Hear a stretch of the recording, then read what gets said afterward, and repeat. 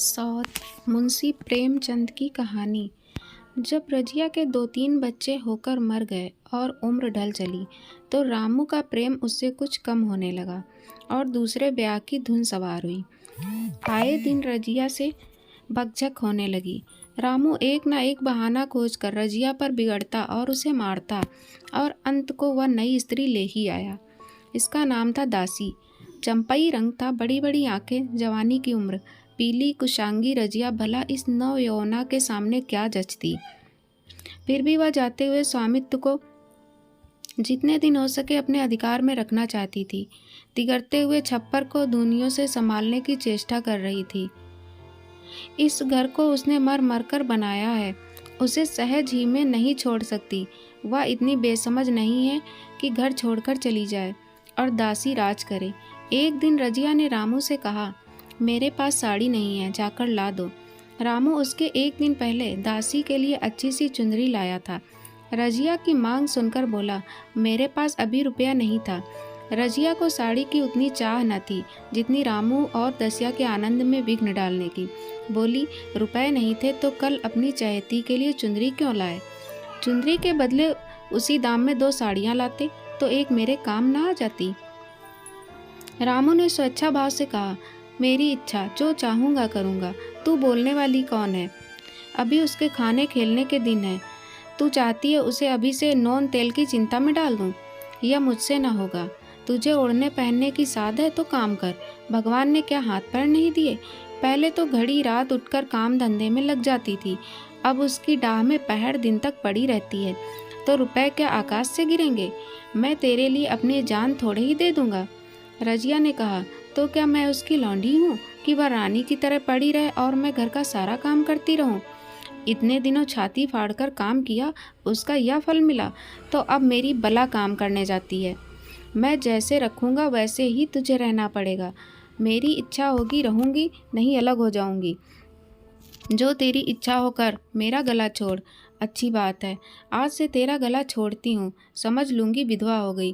रामू दिल में इतना तो समझता था कि वह गृहस्थी रजिया की जोड़ी हुई है, चाहे उसके लिए उसके रूप में उसके लोचन विलास के लिए आकर्षण न हो। संभव था कुछ देर के बाद वह जाकर रजिया को मना लेता, पर दासी भी कूटनीति में कुशल थी। उसने गर्म लोहे पर चोटे जमाना शुरू किया। बोली, आज देवी की किस बात पर बिगड़ रही थी? रामू ने उदास मन से कहा, तेरी चुंदरी के पीछे रजिया महाभारत मचाए हुए है। अब कहती है अलग रहूंगी। मैंने कह दिया, तेरी जो इच्छा होकर। दसिया ने आंखें मटकाकर कहा, यह सब नखरे हैं कि आकर हाथ पांव जोड़े, मनावन करे और कुछ नहीं। तुम चुपचाप बैठे रहो, 2-4 दिन में आप ही गर्मी उतर जाएगी। तुम कुछ बोलना नहीं, उसका मिजाज और आसमान पर चढ़ जाएगा। रामू ने गंभीर भाव से कहा, दासी, तुम जानती हो वह कितनी घमंडिन है। वह मुंह से जो बात कहती है उसे करके छोड़ती है। रजिया को भी रामू से ऐसी कृतज्ञता की आशा न थी। वह जब पहले किसी सुंदर नहीं, इसलिए रामू का अब उससे प्रेम नहीं है। पुरुष चरित्र में यह कोई असाधारण बात न थी, लेकिन रामू उससे अलग रहेगा इसका उसे विश्वास न आता था। यह घर उसी ने पैसा पैसा जोड़कर बनवाया, गृहस्थी भी उसी की जोड़ी हुई है, अनाज का लेन देन उसी ने शुरू किया। इस घर में आकर उसने कौन कौन से कष्ट नहीं झेले, इसीलिए तो कि पौरुख थक जाने पर एक टुकड़ा चैन से खाएगी और पड़ी रहेगी। और आज वह इतनी निर्दयता से दूध की मक्खी की तरह निकाल कर फेंक दी गई। रामू ने इतना भी नहीं कहा कि तू अलग नहीं रहने पाएगी। मैं या खुद मर जाऊंगा या तुझे मार डालूंगा, पर तुझे अलग न होने दूंगा। तुझसे मेरा ब्याह हुआ है, हंसी ठट्ठा नहीं है। तो जब रामू को उसकी परवाह नहीं है तो वह रामू को क्यों परवाह करे? क्या सभी स्त्रियों के पुरुष बैठे होते हैं? सभी के माँ बाप बेटे पोते होते हैं? आज उसके लड़के जीते होते तो मजाल थी कि यह नई स्त्री लाते और मेरी यह दुर्गति करते। इस निर्दयी को मेरे ऊपर इतनी भी दया न आई। नारी हृदय की सारी परवशता इस अत्याचार से विद्रोह करने लगी। वही आग जो मोटी लकड़ी को स्पर्श भी नहीं कर सकती, फूस को जलाकर भस्म कर देती है। दूसरे दिन रजिया एक दूसरे गांव में चली गई। उसने अपने साथ कुछ न लिया। जो साड़ी उसकी देह पर थी वही उसकी सारी संपत्ति थी। विधाता ने उसके बालकों को पहले ही छीन लिया था। आज घर भी छीन लिया। रामू उस समय दासी के साथ बैठा हुआ आमोद विनोद कर रहा था। रजिया को जाते देखकर शायद वह समझ न सका कि वह चली जा रही है। रजिया ने यही समझा। इस तरह तोरों की भांति वह जाना भी ना चाहती थी। वह दासी को, उसके पति को और सारे गांव को दिखा देना चाहती थी कि वह इस घर से धेले की भी चीज़ नहीं ले जा रही है। गांव वालों की दृष्टि में रामू का अपमान करना ही उसका लक्ष्य था। उसके चुपचाप चले जाने से तो कुछ भी ना होगा। रामू उल्टा सबसे कहेगा, रजिया घर की सारी संपदा उठा ले गई। उसने रामू को पुकार कर कहा, संभालो अपना घर, मैं जाती हूँ। तुम्हारे घर की कोई भी चीज़ अपने साथ नहीं ले जाती। रामू एक क्षण के लिए कर्तव्य भ्रष्ट हो गया। क्या कहे, उसकी समझ में नहीं आया। उसे आशा न थी कि वह यूँ जाएगी। उसने सोचा था जब वह घर ढोकर ले जाने लगेगी तब वह गांव वालों को दिखाकर उनकी सहानुभूति प्राप्त करेगा। अब क्या करे? दसिया बोली, जाकर गांव में ढिंढोरा पीट आओ, यहाँ किसी का डर नहीं है। तू अपने घर से ले ही क्या आई थी जो कुछ लेकर जाओगी? रजिया ने उसके मुंह न लगकर रामू ही से कहा, सुनते हो अपनी चहेती की बातें? फिर भी मुंह ना खुलता। मैं तो जाती हूँ, लेकिन दस्सो रानी, तुम भी बहुत दिन राज न करोगी। ईश्वर के दरबार में अन्याय नहीं फलता। वह बड़े बड़े घमंडियों को घमंड चूर कर देते हैं। दसिया ठट्ठा मारकर हंसी, पर रामू ने फिर सिर झुका लिया। रजिया चली गई। रजिया जिस नए गांव में आई थी वह रामू के गांव से मिला ही हुआ था, अतएव यहाँ के लोग उससे परिचित हैं। वह कैसी कुशल गृहिणी है, कैसी मेहनती, कैसी बात की सच्ची, यह यहाँ किसी से छिपा ना था। रजिया को मजूरी मिलने में कोई बाधा न हुई। जो एक लेकर दो का काम करे, उसे काम की क्या कमी। 3 साल एक रजिया ने कैसे काटे, कैसे एक नई गृहस्थी बनाई, कैसे खेती शुरू की, उसका बयान करने बैठे तो पोथी हो जाए। संचय के जितने मंत्र हैं उतने साधन हैं, वे रजिया को खूब मालूम थे। फिर अब उसे लाग हो गई थी और लाग में आदमी की शक्ति का वारा पार नहीं रहता। गांव वाले उसका परिश्रम देखकर दांतों तले उंगली दबाते थे। वह रामू को दिखा देना चाहती है, मैं तुमसे अलग होकर भी आराम से रह सकती हूँ। वह अब पराधीन नारी नहीं है, अपनी कमाई खाती है। रजिया के पास बैलों की एक अच्छी जोड़ी है। रजिया उन्हें केवल खली भूसी देकर नहीं रह जाती, रोज़ 2-2 रोटियां भी खिलाती है। फिर उन्हें घंटों सहलाती। कभी कभी उनके कंधों पर सिर रखकर रोती है और कहती है, अब बेटे हो तो पति हो तो तुम ही हो, मेरी जाल अब तुम्हारे ही साथ है। दोनों बैल शायद रजिया की भाषा और भाव समझते हैं। वे मनुष्य नहीं, बैल हैं। दोनों सिर नीचा करके रजिया का हाथ चाटकर उसे आश्वासन देते हैं। वे उसे देखते ही कितने प्रेम से उसकी ओर ताकते लग लेते हैं, कितने हर्ष से कंधा झुलाकर वह जुआ रखवाते हैं और कैसा जी तोड़ काम करते हैं। यह वे लोग समझ सकते हैं जिन्होंने बैलों की सेवा की है और उनके हृदय को अपनाया है। रजिया इस गांव की चौधराइन है। उसकी बुद्धि जो पहले नित्य आधार खोजती रहती थी और स्वच्छंद रूप से अपना विकास न कर पाती थी, अब छाया से निकलकर प्रौढ़ और उन्नत हो गई है। एक दिन रजिया घर लौटी तो एक आदमी ने कहा, तुमने नहीं सुना चौधराइन, रामू तो बहुत बीमार है, सुना है 10 लंघन हो गए हैं। रजिया ने उदासीनता से कहा, जूड़ी है क्या?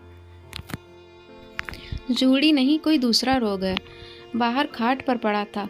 मैंने पूछा, कैसा जी है रामू? तो रोने लगा। बुरा हाल है, घर में एक पैसा भी नहीं कि दवा दारू करे। दसिया के एक लड़का हुआ है, वह तो पहले भी काम धंधा न करती थी और अब तो लड़खोरी है, कैसे काम करने आए। सारी मार रामू के सिर जाती है। फिर गहने चाहिए, नई दुल्हनियों कैसे रहे। रजिया ने घर में जाते हुए कहा, जो जैसा करेगा आप पर भोगेगा, लेकिन अंदर उसका जी ना लगा। वह एक क्षण में फिर बाहर आई। शायद उस आदमी से कुछ पूछना चाहती थी और इस अंदाज से पूछना चाहती थी मानो उसे कुछ परवाह नहीं है। पर वह आदमी चला गया था। रजिया ने पूरब पश्चिम जाकर देखा, वह कहीं न मिला।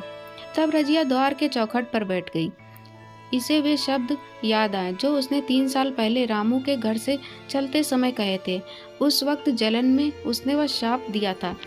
अब वह जलन न थी। समय ने उसे बहुत कुछ शांत कर दिया था। रामू और दासी की हीनावस्था अब ईर्ष्या के योग्य नहीं, दया के योग्य थी। उसने सोचा रामू को 10 लंघन हो गए हैं तो अवश्य ही उसकी दशा अच्छी न होगी। कुछ ऐसा मोटा ताजा तो पहले भी न था, 10 लंघन ने तो बिल्कुल ही घुला डाला होगा। फिर इधर खेती बाड़ी में भी टोटा ही रहा, खाने पीने को भी ठीक ठीक न मिला होगा। पड़ोसी की एक स्त्री ने आग लेने के बहाने आकर पूछा, सुना रामू बहुत बीमार है, जो जैसी करेगा वैसा पाएगा। तुम्हें इतनी बेदर्दी से निकाला कि कोई अपने बैरी को भी न निकालेगा। रजिया ने टोका, नहीं दीदी, ऐसी बात न थी, वे तो बेचारे कुछ बोले ही नहीं। मैं चली तो सिर झुका लिया। दसिया के कहने में आकर वह चाहे जो कुछ कर बैठे हों, यो मुझे कभी कुछ नहीं कहा, किसी की बुराई क्यों करूं? फिर कौन मर्द ऐसा है जो औरतों के बस नहीं हो जाता? दसिया के कारण उनकी यह दशा हुई है। पड़ोसी ने आग न मांग मुंह फेर कर चली गई। रजिया ने कलसा और रस्सी उठाई और कुएं पर पानी खींचने गई।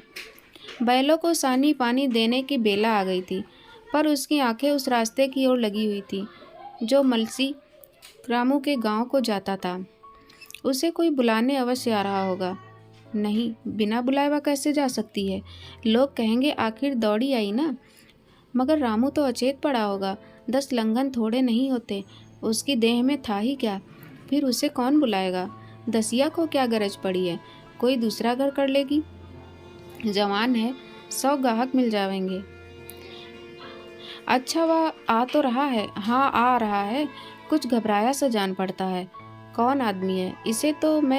इसे तो कभी मलसी में नहीं देखा, मगर उस वक्त से मलसी कभी गई भी तो नहीं। 2-4 नए आदमी आकर बसे ही होंगे। बटोही चुपचाप कुएं के पास से निकला।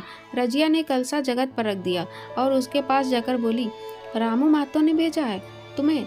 अच्छा तो चलो घर, मैं तुम्हारे साथ चलती हूँ। नहीं, अभी मुझे कुछ देर है, बैलों को सानी पानी देना है, दिया बत्ती करना है। तुम्हें रुपए दे दूं, जाकर दसिया को दे देना, कह देना कोई काम हो तो बुला भेजे। बटोही रामू को क्या जाने, किसी दूसरे गांव का रहने वाला था। पहले तो चकराया, फिर समझ गया। चुपके से रजिया के साथ चला गया और रुपए लेकर लंबा हुआ। चलते चलते रजिया ने पूछा, अब क्या हाल है उनका? बटोही ने अटकल से कहा, अब तो कुछ संभल रहे हैं। दसिया बहुत रो धो तो नहीं रही है? रोती तो नहीं थी, वह क्यों रोएगी, मालूम होगा पीछे। बटोही चला गया तो रजिया ने बैलों को सानी पानी किया, पर मन रामू की ही ओर लगा हुआ था। स्नेह स्मृतियां छोटी छोटी तारिकाओं की भांति मन में उदित होती जाती थी। एक बार वह जब बीमार पड़ी थी तब बात याद आई। 10 साल हो गए, वह कैसे रात दिन उसके सिरहाने बैठा रहता था, खाना पीना तक भूल गया था। उसके मन में आया, क्यों न चलकर देख ही आवें। कोई क्या कहेगा, किसका मुंह है जो कुछ कहे। चोरी करने नहीं जा रही हूँ, उस आदमी के पास जा रही हूँ जिसके साथ 15-20 साल ही हूँ। दसिया नाक सिकोड़ेगी, मुझे उससे क्या मतलब। रजिया ने किवाड़ बंद किए, घर मजूर को सहेजा और रामू को देखने चली, कांपती झिझकती, क्षमा का ध्यान लिए हुए। रामू को थोड़े ही दिनों में मालूम हो गया था कि उसके घर की आत्मा निकल गई, और वह चाहे कितना जोर करे, कितना ही सिर खपाए, उसमें स्फूर्ति नहीं आती। दासी सुंदरी थी, शौकीन थी और फूहड़ थी। जब पहला नशा उतरा तो ठाए ठाए शुरू हुई। खेती की उपज कम होने लगी, और जो होती भी थी वह ऊट पटांग खर्च होती थी। ऋण लेना पड़ता था। इसी चिंता और शोक में उसका स्वास्थ्य बिगड़ने लगा। शुरू में कुछ परवाह न की, परवाह करके ही क्या करता, घर में पैसे न थे। अताइयों की चिकित्सा ने बीमारी की जड़ और मजबूत कर दी, और आज 10-12 दिन से उसका दाना पानी छूट गया था। मौत के इंतजार में खाट पर पड़ा कराह रहा था, और अब वह दशा हो गई थी कि जब हम भविष्य से निश्चिंत होकर अतीत में विश्राम करते हैं, जैसे कोई गाड़ी आगे का रास्ता बंद पाकर पीछे लौटे। रजिया को याद करके वह बार बार रोता और दासी को कोसता, तेरे ही कारण मैंने उसे घर से निकाला। वह क्या गई, लक्ष्मी चली गई। मैं जानता हूँ अब भी बुलाऊं तो दौड़ी आएगी, लेकिन बुलाऊं किस मुँह से। एक बार वह आ जाती और उससे अपने अपराध क्षमा करा लेती, फिर मैं खुशी से मरता। और लालसा नहीं है। सहसा रजिया ने आकर उसके माथे पर हाथ रखते हुए पूछा, कैसा जी है तुम्हारा? मुझे तो आज हाल मिला। रामू ने सजल नेत्रों से उसे देखा, पर कुछ कह न सका। दोनों हाथ जोड़कर उसे प्रणाम किया, पर हाथ जुड़े ही रह गए और आंख उलट गई। लाश घर में पड़ी थी। रजिया रोती थी, दसिया चिंतित थी। घर में रुपए का नाम नहीं। लकड़ी तो चाहिए ही, उठाने वाला भी जलपान करेंगे ही। कफन के बगैर लाश उठेगी कैसे? 10 से कम का खर्च न था। यहाँ घर में 10 पैसे भी नहीं। डर रही थी कि आज गहन आफत आई। ऐसी कीमती भारी गहने ही कौन थे? किसान की बिसात ही क्या? 2-3 नग बेचने के 10 मिल जाएंगे, मगर और हो ही क्या सकता है? उसने चौधरी के लड़के को बुलाकर कहा, देवर जी, यह बेड़ा कैसे पार लागे? गांव में कोई धेले का भी विश्वास करने वाला नहीं। मेरे गहने हैं। चौधरी से कहो इन्हें गिरोह रखकर आज का काम चलाए। फिर भगवान मालिक है, रजिया से क्यों नहीं मांग लेती? सहसा रजिया आंखें पोंछती हुई आ निकली। कान में भनक पड़ी। पूछा, क्या है जोखू, क्या सलाह कर रहे हो? अब मिट्टी उठाओगे कि सलाह की बेला है?